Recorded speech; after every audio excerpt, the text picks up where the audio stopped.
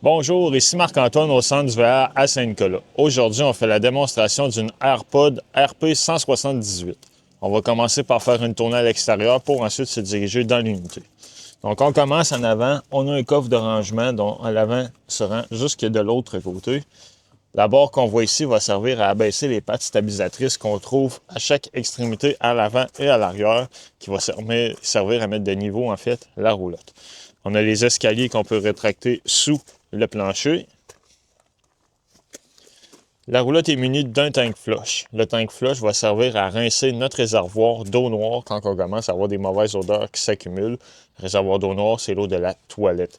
La manière de procéder, c'est qu'on va connecter l'eau ici, puis à l'aide de jet, ça va dissoudre les solides. Très important, il ne faut pas oublier l'eau connectée ici, car ça va monter dans le réservoir au point de déborder par la toilette à l'intérieur. On a prise de courant 120 volts qui va fonctionner lorsque la roulotte est branchée. On a un autre coffre à l'arrière, lui fait bord en bord de l'unité.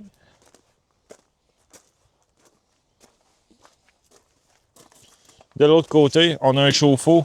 Lui fonctionne au propane et électrique. C'est à partir de l'intérieur qu'on peut le mettre en fonction. L'emplacement pour remplir notre réservoir d'eau fraîche. Donc, lorsqu'on veut fonctionner en mode autonomie, on n'a pas accès à l'eau sur la route. On remplit notre réservoir et en actionnant la pompe à eau, on va pouvoir avoir de l'eau dans notre binetterie.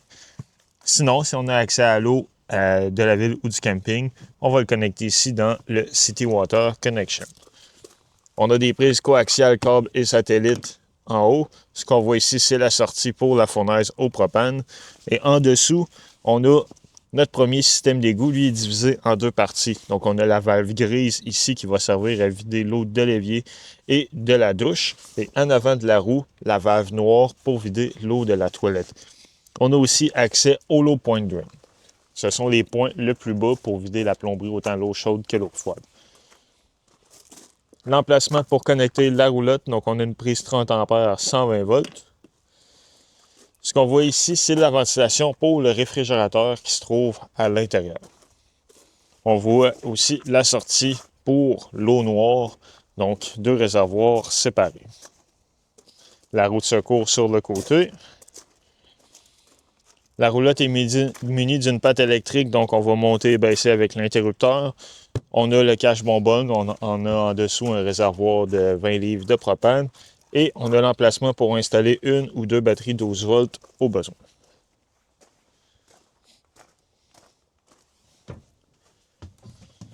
À l'intérieur, on a notre panneau de breaker principal.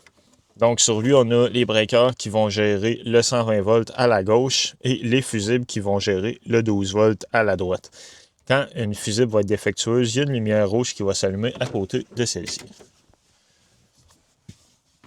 En haut, on a un interrupteur pour l'éclairage, l'ouverture et la fermeture du slide-out. Pour la vidéo, on l'a laissé fermé. Pour mettre le chauffe-eau en fonction, donc on va pouvoir le mettre à on juste ici. Le moniteur pour les différents niveaux, donc on a réservoir d'eau grise, eau noire, eau fraîche et les niveaux de la batterie. Et on a l'interrupteur aussi pour mettre la pompe à eau en fonction.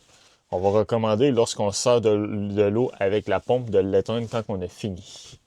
On a aussi prise 12 volts qui est là avec un voltmètre en fait qui va nous indiquer le voltage précis de la batterie. Au mur ici sur notre thermostat, c'est ici qu'on va pouvoir gérer autant la climatisation que le chauffage. Donc, on va maintenir le bouton pour mettre le système en fonction. Et par la suite, en choisissant le mode cool pour climatiser, fournaise pour chauffer au propane ou simplement fan pour effectuer une ventilation, on peut monter et baisser la température au besoin. En bas, c'est notre détecteur de monoxyde de carbone qu'on voit là. Dans la douche, salle de bain, on a un évier, donc avec l'eau chaude et l'eau froide. Le pommeau va servir pour la douche. Et on a une toilette qui fonctionne au pied pour flusher au besoin. Au plafond, on a une ventilation qu'on va ouvrir manuellement. Donc, on a 4 vitesses de fan différentes. À l'arrière, complètement, on a notre lit. On a les coussins aussi pour la banquette qui va se trouver sur la partie avant de la roulotte. Donc, prise de courant aussi supplémentaire, de l'éclairage qu'on peut ouvrir manuellement. Dans la cuisine, on a un évier avec l'eau chaude, l'eau froide. Une cuisinière, elle, fonctionne au propane. Lorsqu'on veut l'allumer, on va ouvrir les gaz et à l'aide d'un briquet, ouvrir les ronds. On a une plaque qu'on peut venir mettre par-dessus au besoin. Le micro-ondes, lui, fonctionne sur le 120 volts. C'est un micro-ondes conventionnel comme on va retrouver à la maison. Et le réfrigérateur, lui, va fonctionner électrique 120 volts, 12 volts avec la batterie et au propane. C'est en modifiant le mode qu'on va pouvoir choisir celui que l'on veut. On peut aussi modifier l'intensité auquel il va refroidir. Donc, on a le réfrigérateur qui est là et partie congélateur en haut complètement. À l'avant, en ce moment, on est en mode dinette. Si on veut avoir un lit supplémentaire, la table va se replier. On a une barrure ici. On va venir l'accoter de chaque côté, repositionner les coussins pour avoir un lit supplémentaire. C'est ce qui conclut la démonstration de la AirPod. Merci.